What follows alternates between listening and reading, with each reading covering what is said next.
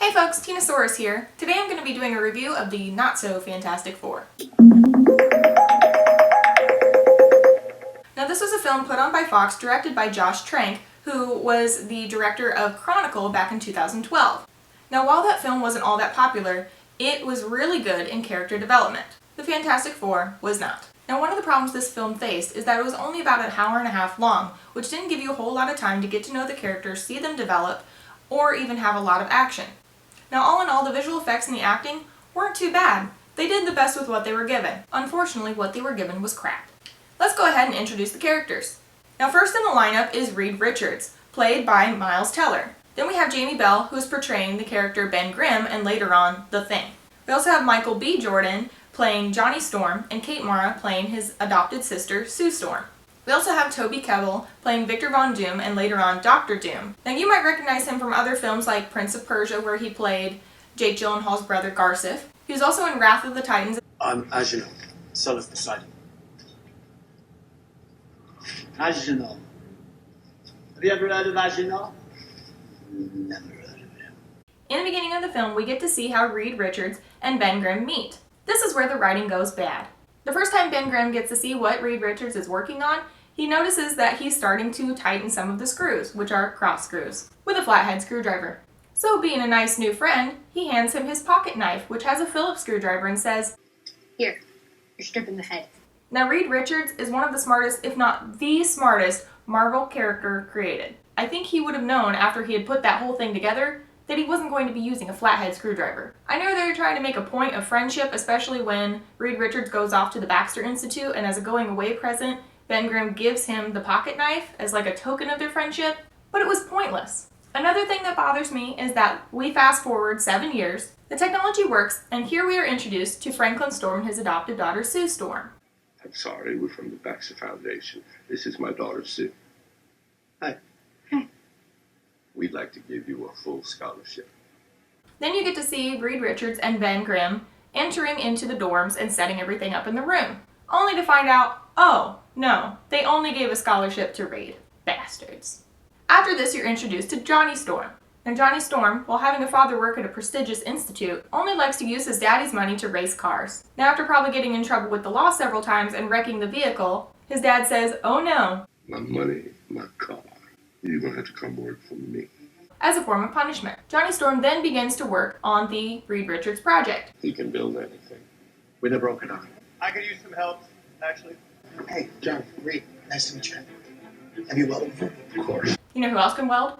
Ben Grimm. Ben Grimm has put the last 7 years of his life into this project. He knows how to build it. He knows all the mechanics behind it. But he didn't get to go to the Baxter Institute. You know why? Johnny's dad is the leader of the project, and he got him the job. Now what do we call that? Entitlement! Picking on the poor kid.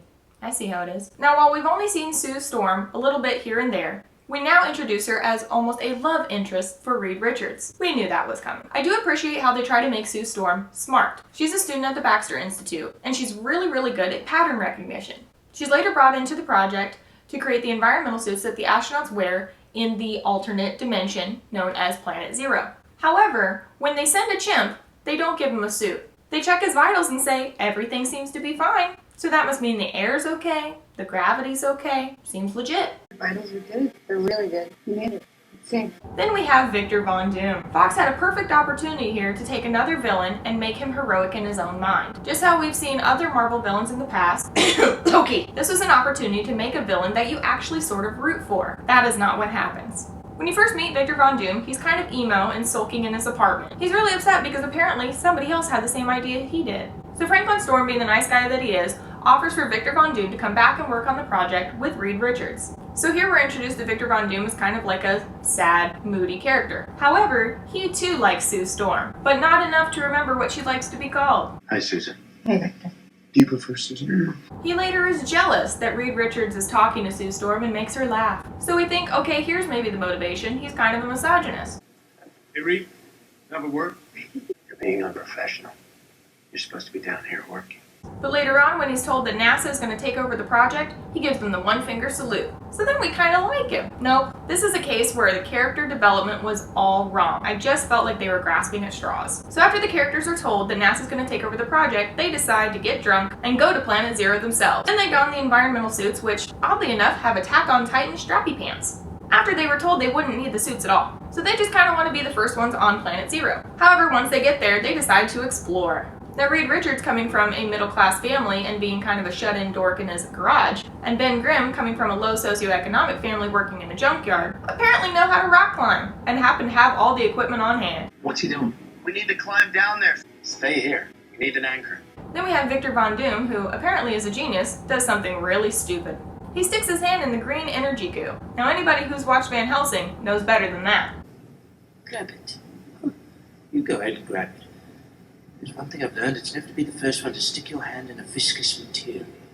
It causes an explosion of energy, which gives them all their powers. After all the characters come to and realize that they have superpowers, Reed Richards escapes. So now Ben Grimm, Sue Storm, and Johnny Storm are pretty much prisoners being trained to work for the government. No one can seem to find Reed Richards, so they sent Sue Storm to use her pattern recognition and apparently hacking skills to find him. During this time, it's implied that Reed Richards is trying to locate his friends and help them escape. Once they find him, after a year, they realize he could only grow this little beard. Kind of like Glenn in The Walking Dead. Rather than being taken in by the government and working to free his friends, he's like, oh, you caught me, I'll work for you.